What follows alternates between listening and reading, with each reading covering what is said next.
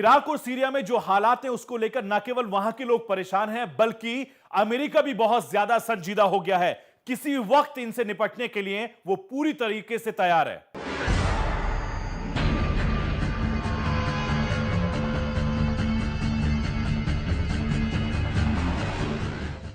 Iraq और Syria के कुछ हिस्से पर कब्जा कर उसे इस्लामिक स्टेट बनाने के बाद आईएसआईएस ने दहशत और नफरत की जिस आग का आगाज किया था, उस आग को बुझाकर दहशतगर्दों को उनके अंजाम तक पहुंचाने की तैयारी हो चुकी है।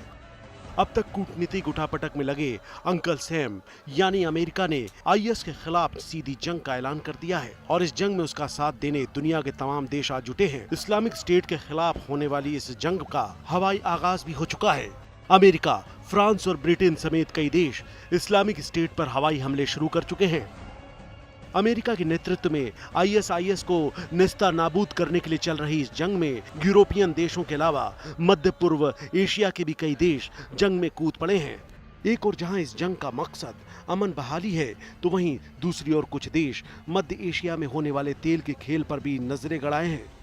ज्यादातर यूरोपियन देशों का रुख है कि इराक में उन्हीं हिस्सों पर हमला किया जाए जहां इराक की सरकार ने मदद मांगी है, तो वहीं अमेरिका सहित मध्य एशिया के ही ताकतवर मुल्क चाहते हैं कि उन इलाकों पर भी हमला किया जाए जहां इराक और सीरिया के तेल प्रतिष्ठान हैं। अब देखने वाली बात यह है कि दहशत के खिलाफ छेड़ी गई ये जंग कितनी कारगर होती है। कहीं ऐसा न हो कि अमन बहाली के नाम पर लड़ी गई अमेरिका की तमाम लड़ाइयों की तरह ये जंग भी नफरत के एक नए अध्याय की शुरुआत न कर दे। Crime desk, Bhaskar news.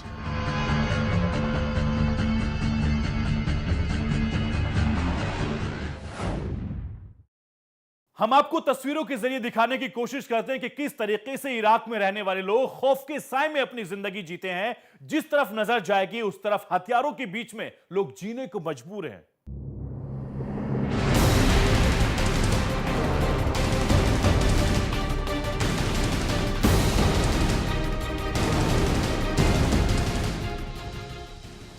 Iraq और सीरिया के कुछ हिस्सों पर कब्जा कर जब से आईएसआईएस ने नया मुल्क इस्लामिक स्टेट बनाने का दावा किया है, उसकी सरपरस्ती में रहने वाला हर बाशिंदा खुली हवा में सांस लेने के लिए भी मोहताज है।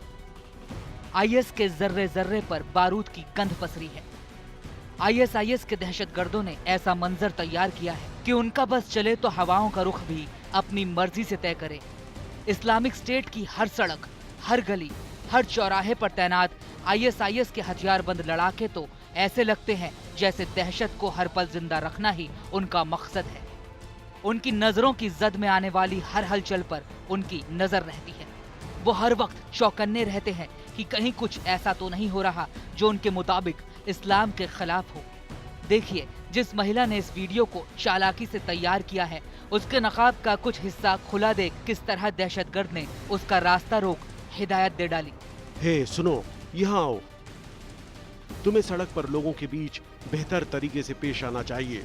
हमें तुम्हारा चेहरा दिख रहा है। ओह सचमुच, मैं दिल से माफी मांगती हूँ। शायद मेरे नकाब से आर पार दिखता है, मुझे माफ करिए। तुम्हें खुद को ढक कर रखने पर ध्यान देना होगा। अल्लाह उन महिलाओं को पसंद करता है जो खुद को छिपा कर रखती हैं। ठीक है, मैं समझ गई। ये तो हुई खुली सड़क पर घूमती महिलाओं के हालात की बात।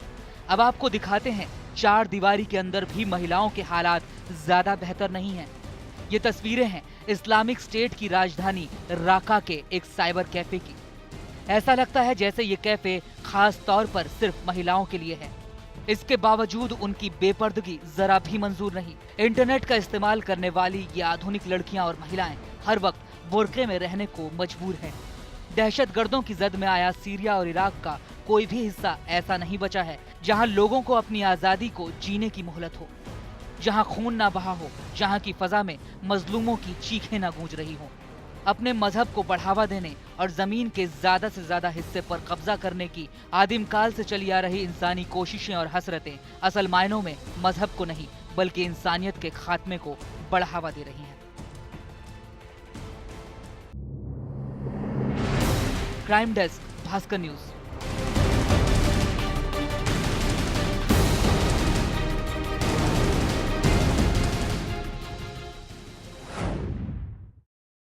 तो इराक और सीरिया में फैली दहशत के खिलाफ जंग का आगाज हो चुका है। ऐसे में हम यही दुआ करेंगे कि जब यह जंग अंजाम तक पहुंचे तो दुनिया में अमन की बहाली हो और एक कदम आगे बढ़ चुका हो।